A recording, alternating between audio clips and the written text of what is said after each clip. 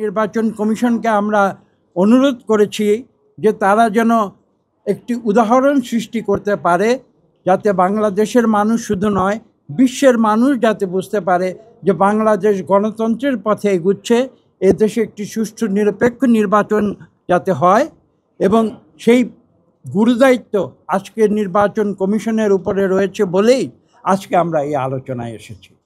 আপনারা জানেন, নির্দিষ্ট বিষয় নিয়ে আমি বিস্তারিত আলোচনায় যাব না, কিন্তু মূল কথাগুলো আমি এখানে আপনাদের সামনে তুলে ধরছি।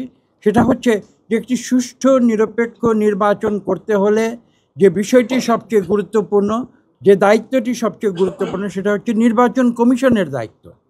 কিন্তু আপনারা সবাই জানেন যে নির্বাচন কমিশনের হয়তো 5 জন বা কয়েকজন সদস্য রয়েছেন, তারা আমাদের যে সংবিধান, সেই সংবিধানের মাধ্যমে তারা এখানে এসেছেন এবং একথা বলার অপেক্ষা রাখে না, নির্বাচন কমিশনের নিজস্ব যে জনবল সেটা কিন্তু অত্যন্ত সীমিত। আমাদের দেশে ইংল্যান্ড এবং আমেরিকার মতো আমরা নির্বাচন করি একটি দিনে, সাধারণ নির্বাচন একটি দিনে অনুষ্ঠিত হয়, সকাল থেকে বিকেল বা সন্ধ্যা পর্যন্ত। কাজে একটি দিনে এই যে বিরাট কর্মযজ্ঞ, এই কর্মযজ্ঞ যদি আমরা অনুষ্ঠান করতে যাই, তাহলে আপনারা ধারণা করে দেখুন, আমি কথা বলছি, আমাদের 300টি নির্বাচনী এলাকা রয়েছে, আমাদের প্রায় 42,000 ভোট কেন্দ্র রয়েছে এবং এক একটি ভোট কেন্দ্রে গড়ে 5 থেকে 6টি পর্যন্ত 5 থেকে 7টি গড়ে এখানে বুথ থাকে। তাহলে চিন্তা করতে পারেন যে কত বড় একটি কর্মযজ্ঞ।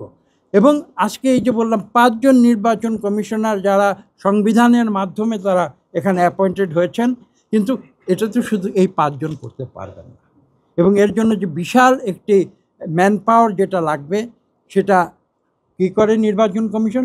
মূলত সরকার থেকে তারা সেই দিনের জন্য বা কয়েকদিনের জন্য তারা ধার করে নিয়ে আসে এবং আমাদের সংবিধান অনুযায়ী সেই কিছুদিনের জন্য সেই সরকারি কর্মকর্তারা কিন্তু এক্সিকিউটিভ ব্রাঞ্চের কর্মকর্তা না হয়ে তারা কিন্তু নির্বাচন কমিশনের কর্মকর্তা হিসেবে কাজ করে। এখন প্রশ্ন হচ্ছে, এটাই হচ্ছে বড় প্রশ্ন, আমরা মোটামুটি একটা হিসাব করে দেখেছি যে কমপক্ষে 10 লক্ষ লোকের প্রয়োজন হবে নির্বাচনে।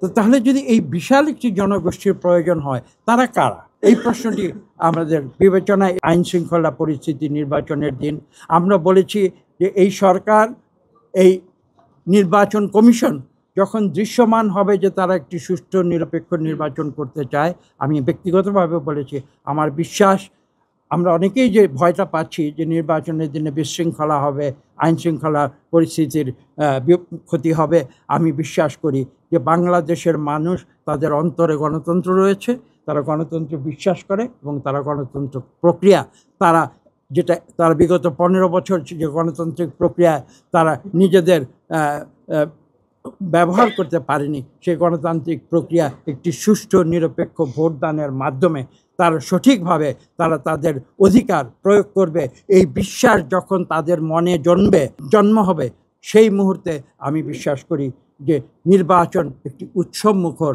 একটা কর্মকাণ্ডে পরিণত হবে এবং আইন শৃঙ্খলা নিয়ে আমরা যে আশঙ্কা করছি সে আশঙ্কা থাকবে না। কিন্তু তার মূলে যে কথাটি রয়েছে, সেই মূলের কথাটি হচ্ছে যে এই নির্বাচন কমিশনকে, এই অন্তর্বর্তীকালীন সরকার, যেটা নির্বাচনের সময় এমন একটি সরকারে পরিণত হওয়া প্রয়োজন যারা বলবে যে আমরা যারা সরকার পরিচালনা করছি, আমাদের নির্বাচনী ফলাফলে কোনো স্বার্থ নেই, এটা তারা দৃশ্যমানভাবে দেশের 18 কোটি মানুষকে বুঝিয়ে দিতে হবে।